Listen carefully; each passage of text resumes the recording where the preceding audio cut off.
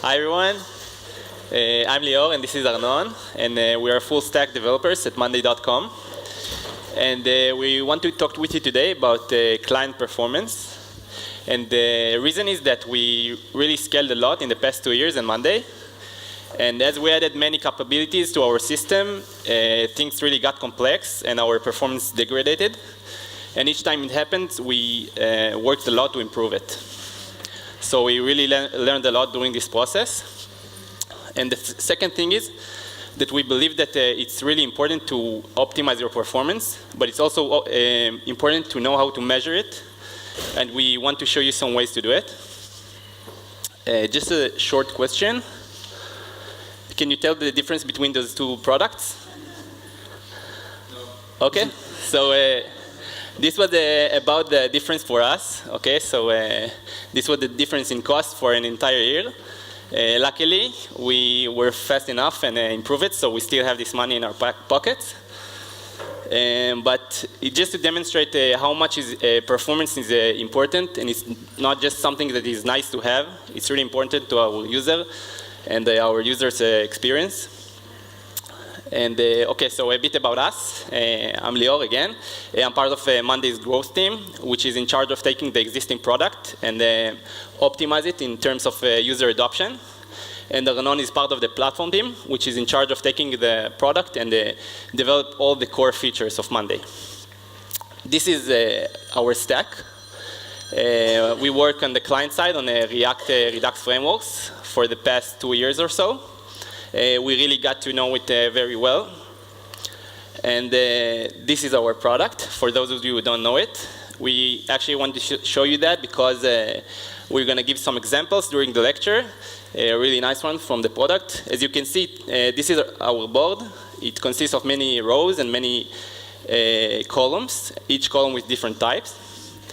And this is how it looks like when you have many columns and many cells. Each cell has a lot of complexity and functionality. And you can maybe understand already how difficult it can be to keep it with good performance. Okay. So we'll start with the main players in web app performance.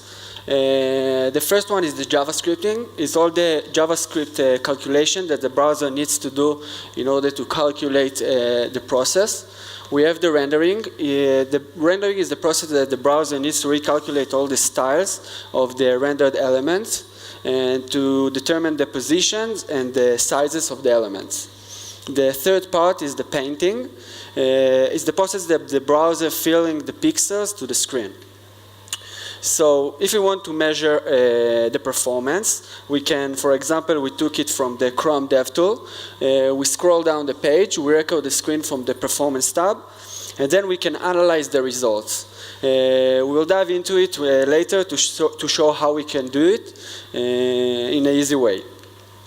So in general scripting, JavaScript is very fast, and rendering and painting is slow. DOM manipulation is also fast. We can modify the DOM, we can search elements very quickly, but the consequences, such as rendering and painting, is slow. So we want to find ways how to reduce these slow operations. So we have the concept of virtual DOM. Virtual DOM is an abstraction of the DOM. We can build two versions of the DOM, for example in JavaScript, and then we can compare them in order to find the minimal diff in order to find the minimal diff in order to update the DOM itself. So in order to do that, we need to compare the two different trees. So we can see here that we have the virtual DOM. We have the updated virtual DOM after the process that we did. For example, we remove the first element in a list, and then we find the minimal diff and update the actual DOM. So the best algorithms that are running today in order to compare two different trees are running in O of n power 3. This is the best algorithm that are running today. So for example, we have an optimal page that contains around of 1,500 DOM nodes. And for example, you can check it in the audit tab in the Chrome tool. You can scan the page and we can find how many DOM do you have and more analytics, such as diagnostics and more. And for example, we scanned our page, a regular page in Monday, and we saw that we have 5,000 DOM nodes.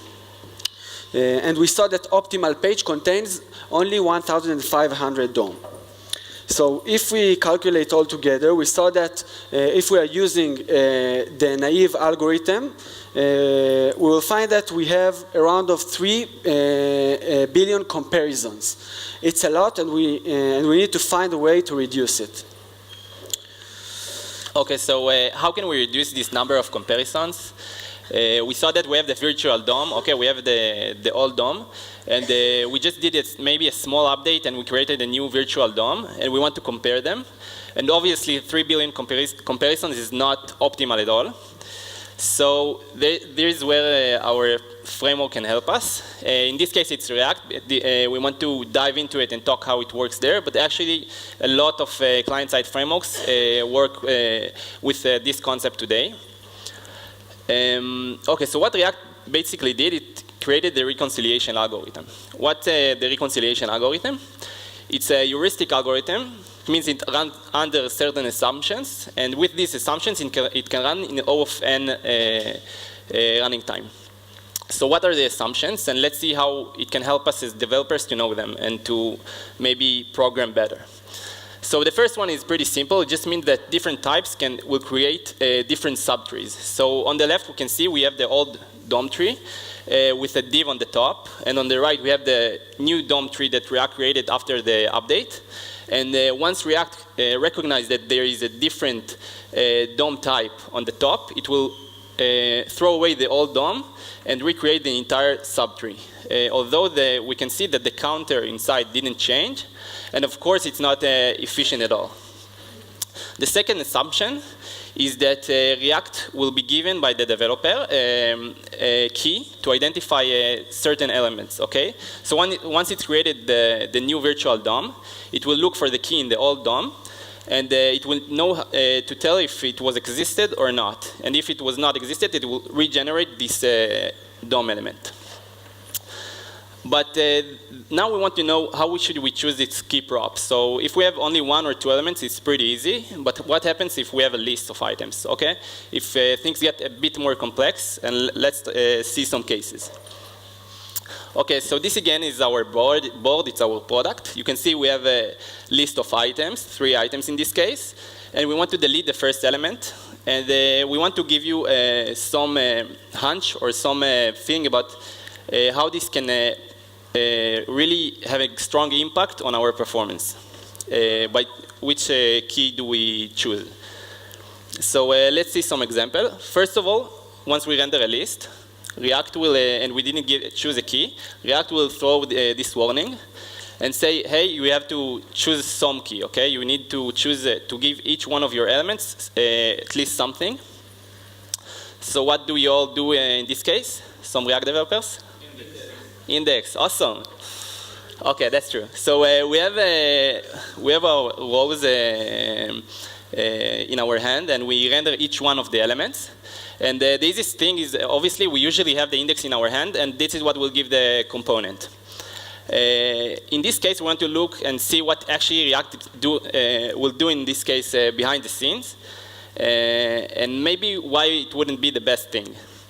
So this is the old virtual DOM. Okay, let's say this is what React created, and you can see because we gave the index key, so we have 1, 2, 3. Let's say we're counting from 1, and after we delete the first element, React will regenerate the tree, and now it will give it the first element again will get the key 1, and the second element will get the key 2. Now React will need to compare between these 2 trees, and when it will look for the key 1 at the old tree, it will find it as this element. But because these are 2 different elements, it will update the first element with the props of the old element, and the same for the second element. So we have already 2 updates, and it will just erase the third element from the previous list. Okay, this is obviously inefficient, okay? And what happened here, we had 2 updates and 1 unmount. And this is only for 3 elements, okay? So imagine for maybe 1,000 rows, we have 1,000 updates, which is already feels not efficient at all. This is just a snapshot from the Chrome DevTools that Arnon showed you before. You can see the React sequence, render sequence, and you can see there that it actually states that we had an update for each one of this render sequence. Each render sequence is for a single row, and it took us 18 milliseconds per update. The second one, which I'm already telling you, it will be probably better, is to choose really a unique ID. Okay, so usually these rows or these items that we render, they represent some kind of maybe a DB entity or something, and we can use this ID of this entity as the key of the object. In this case, we have the old virtual DOM. Each row will get the ID of this row as the key. And when React recreates the new virtual DOM after the deletion of the first element, the keys will be identical to the keys in the old DOM. So now when React will look for the first key in the old virtual DOM, it will find the right element.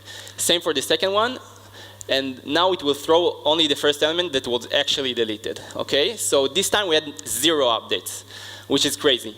Okay, so in the first example with the index, we had 18 milliseconds, which sound maybe not that much, and 0 milliseconds in the unique example. But again, when we talk about 1,000 rows, so it would take 1.8 seconds only to delete one element. So think about how impactful it would be to save it in terms of user experience, which is a very, very simple action. So now we want to take you to a little journey, the performance story of Monday.com. It started in 2016 when we decided to write the first boards. We decided to write it in Backbone. Backbone is a lightweight library that gives you the ability to modify the DOM and to manage your client side. At the beginning it was great. It has good performance and all was good. But afterwards, we have added a lot of new functionality to the DOM and to the boards itself, and we experienced a decline around of middle of 2017. So we understood that we need to do something in order to improve it. So we decided to do a POC in React in order to prove that this is the right direction for us, and we took 2 days in order to do that. After 2 days, we understood that this is the right direction, and we decided to rewrite the board in React. What are the main reasons? The first one was that it was easy to maintain. Each component that we built, we can use it all around the place, all around the system. And second, it has good performance by default. As we saw, React implemented the virtual DOM, and it was great for us. So after we have added all the functionality to the boards, we saw that it's still slow to scroll and to interact. And we understand that we need to find a way to improve it. And why it was slow? Because of 2 major issues. The first one is that we have a lot of elements in the list. As Lior showed, we have a lot of elements. Each row can contain a lot of complexity, and this is the main issues. Let's take, for example, the status cell. It's one type of column that we have in the system. The status cell contains 10 DOM nodes for each status cell. In addition, it has 26 event listeners. We took this screenshot from a Firefox dev tool. It's an easy way to find how many event listeners do you have in the DOM. And this board, for example, has 9 status columns and 100 rows. And if you calculate all together, we get 9,000 nodes and 23,000 event listeners. As we saw, optimal web page contains 1,500 DOM nodes. So what are the implications of heavy lists? The scroll is slow. The interaction between elements are heavy. So we want to improve it. So what we did, we decided to change we decided to choose windowing instead of to render all the list, And windowing is a concept that gives you the ability to render only the visible elements in the screen. The benefits of windowing are that we reduce the number of elements, and we're reducing the number of event listeners that we have in the DOM. For example, we decided to implement it for those days with React Virtualized library, and it works like when we scroll down the page, each new element that should appear in the screen will be created in the end of the list, and the first element that should be deleted will be deleted from the top of the list. Okay, so as Arnon showed us, we use React Virtualized. Okay, every time you scroll, a new element is on the bottom, and the first element on the top is being erased. But we want to show you some use cases and how we actually used it in Monday.com. And the most obvious one is scrolling, okay? So it improved our scrolling. Now we have, instead of for 10,000 maybe DOM nodes in the, due to the list, we have only 10 rows inside our screen. So we have probably about 500 DOM nodes in this board. So that was I was scrolling, and the entire DOM interaction became a lot faster. The second use case we want to show you is something not that trivial about windowing, and it really can benefit us a lot, and it did help us in this use case. So this one is about the bolt switch, okay? So we showed you before, we have this board. This is our main entity. And on the left, you can see we have the list of our boards, okay? So a user can have maybe 100 boards, or maybe 1,000 boards, 500, a lot of boards. And it's not that easy to navigate them on this list on the left. So we created the bolt switch. The bolt switch is just a quick navigation component. The items are arranged by the recency. And the idea is that once you click to open the bolt switch, you want it to open really, really fast, okay? You don't want to wait. You already have the entire data inside on the client side, and you just want it to write open and move to your next board. Just to demonstrate how it used to work. Okay, so on the left you can see what happened without windowing, and what happened once we added windowing. Okay, it actually took us 3 seconds to any time we opened the bolt switch, which is a lot. Okay, this is the quick navigation component. You just want to switch a board, you just want to see the next one, and it takes you 3 seconds to open. And the crazy part here is that, again, the entire data is already in the client side. We don't have any Ajax call. We don't go out to the server. We already have it. So we want to see what actually caused this overhead. Okay, so let's analyze what happened. In this case that we showed you, we have 1,000 boards, and we have a list in this size. And once we clicked it, React needed to render 1,000 items at a single moment, okay? So without windowing, we needed in a single moment in time to render 1,000 mounts. Even if so they had a really fast mount or render function, it still took us 3 seconds to render. In the other case, with windowing, we only needed to render the ones that were mounted and were viewable on the screen. So for 15 items, it was very, very fast.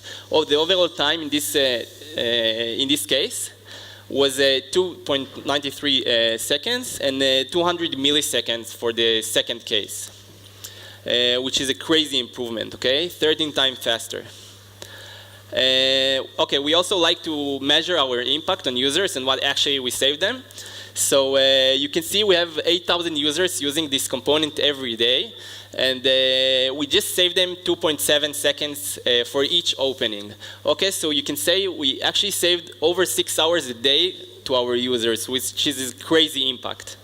And I think it only took a few hours to implement this windowing concept on this small component. Okay, so we started with Backbone, we then moved to React, and we implemented windowing, which was amazing, which was much faster for scrolling and everything. But it was still not enough for us, okay? So we felt that it's still a bit heavy. What we saw before, Arnon showed you that the way that Virtualized work is that when you scroll the screen, every time a new row is entered the screen, Virtualized actually need to mount another element on the bottom and remove the element on the top.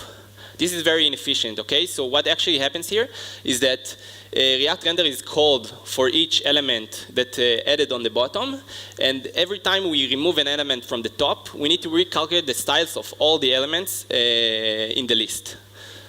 This is obviously not efficient at all, but how can we tackle it, and what we did in this point in time?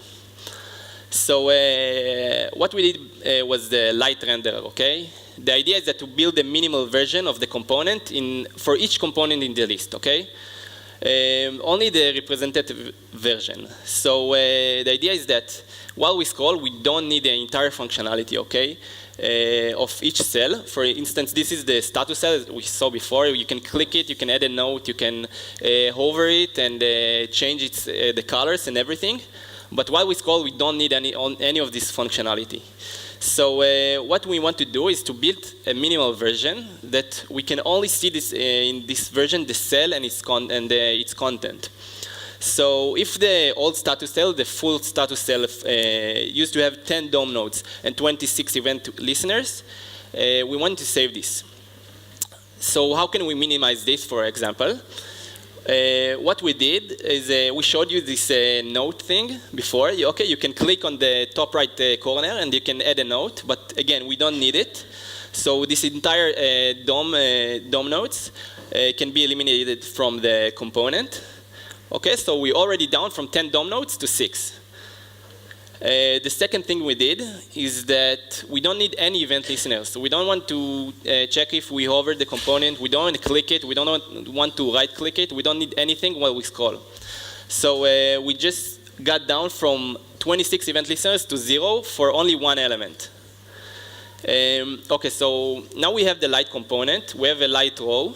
But how do we actually implement it? So this is just nice to see. We use a React enhancer for those of you who know the concept. The idea is it's a component that is wrapping our cell component or our row component. And once we scroll, we first mount the light component only. Okay, so if we scroll, only light components are getting mounted. Once we stop scrolling, after a timeout of, in this case, of 1 second, we render instead of the light component, we render the full component with the entire functionality. Okay? And again, let's measure the impact we actually did here. So the areas we want to focus is the scripting, what happened, and what happened with the recalculate styles. This is again the React render sequence, and you can see that with the full render, each component took us 33 milliseconds to render, okay? We had more DOM nodes, more event listeners, maybe more actions that happened on render, and it was very heavy. But with the light render, it took us only 19 milliseconds to render. In terms of recalculating styles, so again, when you remove the first element in a list, so we have the entire CSS rules in our browser, and they need to be implemented to the entire elements in this list. What happened in this case? We needed to implement the entire CSS rules for 1,700 elements for the full renderer, and only for 900 elements in the light renderer, which also a great improvement. Overall, the full renderer took us 500 milliseconds to render, and for the light renderer, it took only 230 milliseconds, which is a 54% improvement. It was great, and we did felt it an amazing improvement while scrolling the list. So, as Lior said, we saw that we implemented the React boards, and then we have added windowing and light components, and the performance was good. And then we have added a lot of new functionalities to the boards. For example, let's take a look on the column center, the new column center that we have added. Now the users can add a lot of new columns that we didn't have before.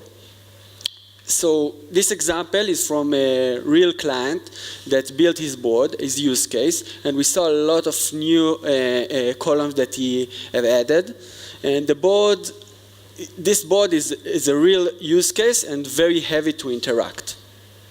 So after some time, we saw that we have another performance degradation, and we need to solve it. We take a look on a large board with a lot of new columns, and we saw that the board is very, very heavy. We can't scroll down easily, and the interaction is very slow. So what we do, we took another 2 days, more than 2 days, but a number of days in order to do a POC, to build a virtualized grid. The difference between a virtualized grid and virtualized list is that in addition to the windowing of rows, we are windowing also the columns. So it was very good for boards with a lot of columns, but it didn't affect boards with a few columns, as we expected. So we thought that we solved the issue because we improved the large boards, but as we saw, we started to get a lot of complaints tickets about the performance, not only for boards with a lot of columns. And for example, this board is a board that has only 11 columns, and the scroll is not enough for us. So we shifted into crisis mode, and we understood that we need to find a solution for that. We started with the investigation in order to find the biggest bottleneck that we have in the system. So we dive into React Virtualized, and we found some pitfalls. We saw that the major part that we need to solve is that while scrolling, as we said, we create and remove a lot of elements all the time. We scroll down. We saw that mounting and unmounting is very hard for the browser to do. The scripting and the rendering time took a lot of time. And in addition, because we are removing all the time elements from the DOM, the garbage collection should work a lot. And it can cause also a memory leak.